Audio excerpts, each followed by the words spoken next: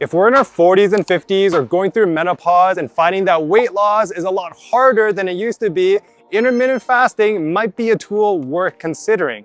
You've probably heard stories of women losing 20, 30, or even 50 pounds while intermittent fasting, but the problem is that most women don't know where to start. Instead of building up gradually, they jump straight into a 16-hour fast, skip breakfast, or even attempt a 24-hour fast. The results? They're starving by dinner, cravings go through the roof, energy levels crash, our workouts suffer, and they conclude that intermittent fasting isn't for them. And that's why in today's video, I'm gonna walk you guys through 5 levels of intermittent fasting for menopause, starting with the easiest, most sustainable approach and working our way up towards the more advanced levels. By the end of this video, you'll know exactly where you're currently at, the levels that make the most sense for you, and what the next step should be. Because the goal isn't to do the longest fast possible, the goal is to find the right fasting schedule for your lifestyle to help you lose weight, build lean muscle, control the cravings, and feel confident again. If you're new to my channel, my name is Coach Patrick Liu, and since 2017, I've worked with over 1,400 menopausal weight loss clients.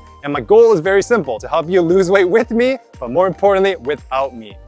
Before we dive into the 5 levels of intermittent fasting, let's define what intermittent fasting is. Intermittent fasting is simply a planned period of fasting, typically lasting 12 to 16 hours, followed by a period of eating, the eating window. For most people, the fasting period naturally includes a few hours before bed, the time spent sleeping, and a few hours after waking up. It's easier than you think. Intermittent fasting measures when you eat. It does not measure what you eat or how much you eat. So if you get it wrong, you can actually gain weight. So make sure to stay to the very end of the video to learn how it actually works. So our body is generally operating in 2 states, the fed state and the fasted state. The fed state is when we're burning food as fuel, and the fasted state is where we're burning fat as fuel. Let's jump into the 5 levels of intermittent fasting. Level 1, stop eating after dinner. Now, level 1 is where I recommend almost everyone starts because it's simple, practical, and surprisingly effective. Instead of worrying about fasting schedules, apps, timers, skipping meals, we simply stop eating after dinner. So if dinner is at 7 p.m., the kitchen is closed. No chips, no cookies, no ice cream, no mindless snacking while watching TV. Now, over the years, working with hundreds of menopausal weight loss clients, one of the most common patterns I see is nighttime eating. Most women do great during the day, but once the stress of the day catches up, the kids are in bed and there's finally a time to relax, the snacking begins. And before we know it, that's an extra 500 to 1,000 calories. That's why level 1 works so well. Many women aren't gaining weight because of breakfast to lunch is what happens after dinner. By simply closing the kitchen after our last meal, we create a meaningful calorie deficit without changing anything else. In fact, for many women, this one habit alone is enough to start seeing results. One practical tip is to brush your teeth right after dinner. It's a simple habit that signals to our brain that it's the end of the day and eating is done. So if your husband offers you a cookie, we can politely decline, darn, I wish I could have a cookie, but I just brushed my teeth. Once we master level 1, we're ready to move on to level 2. Level number 2, the 12-hour fast. This is what I consider the beginning of intermittent fasting. If we're serious about weight loss, the 12-hour fast is non-negotiable. I get all of my clients to start with a 12-hour fast from day 1. We should be fasting for a minimum of 12 hours every single day. So if dinner is around 7 p.m., the earliest we should eat the next day would be 7 a.m. Let's pretend we went out Friday night and we had a late night snack at 11 p.m. What's the earliest we can eat the next day?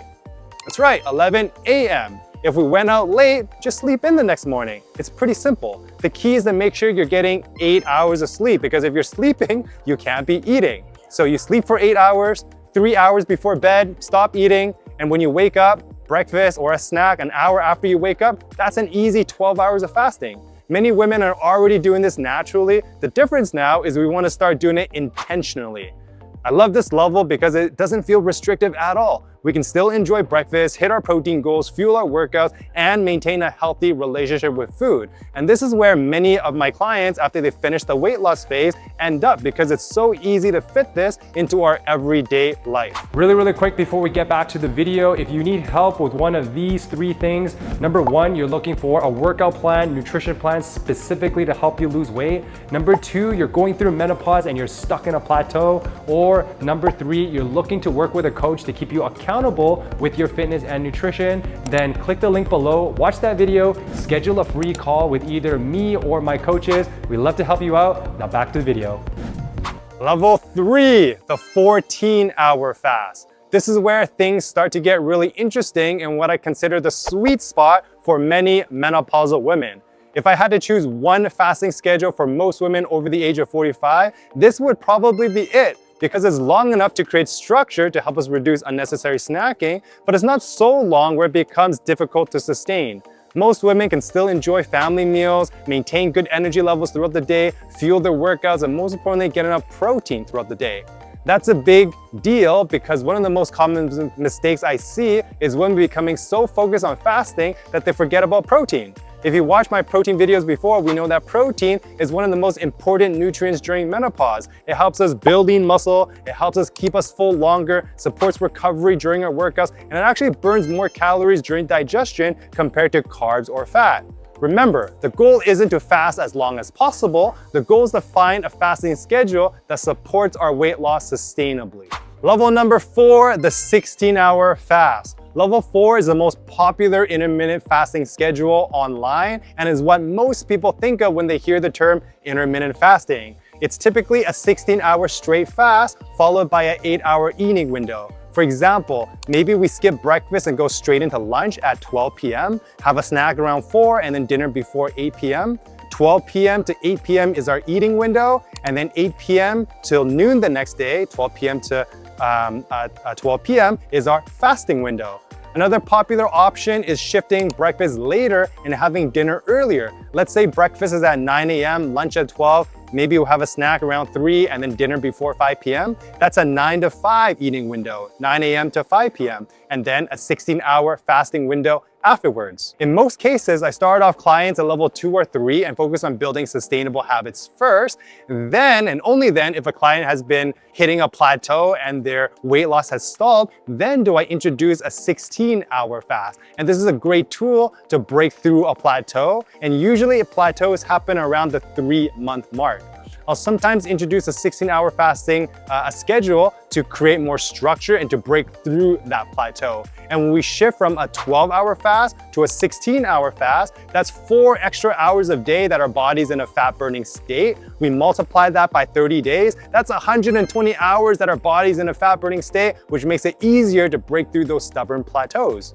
Some clients don't even eat breakfast because they're either not hungry or they're busy in the morning, which makes them a great candidate for a 12 to 8 eating window, 12 p.m. to 8 p.m., followed by a 16-hour fasting window. Now, if we skip breakfast, and let's say breakfast is hypothetically 300 calories, we multiply that by 30 days, that's 9,000 calories, which is nearly 3 pounds of fat extra that you'd be losing per month. Just remember to take your women's multivitamin and your fish oil supplement because if you're skipping breakfast, we may be deficient in some key nutrients. Level number 5, this is what I call strategic fasting. This is where we stop focusing solely on how long we're fasting for and start paying attention to the entire weight loss system. Nutrition, protein, carb timing, strength training, sleep, stress, recovery, steps, and meal timing. Because at this level, we realize that fasting isn't the strategy. It's simply one of the tools within the entire strategy. Most people think a 16-hour fast from 8 p.m. until 12 p.m. is the gold standard, but research suggests that an earlier eating window may actually be more beneficial. For example, instead of eating from 12 p.m. to 8 p.m., we shift that same 8-hour eating window earlier from 9 a.m. to 5 p.m. Why? Because our body naturally handles food better earlier in the day. Research has shown that glucose tolerance can be 20 to 30% better in the morning compared to the evening, meaning that we're generally better at processing carbs and managing blood sugar levels earlier in the day. For menopausal women, this becomes especially important because declining estrogen levels can make it easier to gain belly fat and harder to maintain blood sugar levels. By eating earlier and reducing late night snacking, we're working with our body's natural circadian rhythm instead of against it. A large review of over 40 clinical trials found that early time-based eating patterns, where the last meal finishes before 5 p.m. or 8 p.m., improves our body weight, improves our body fat percentage, waist circumference, blood pressure, glucose, insulin, and triglycerides.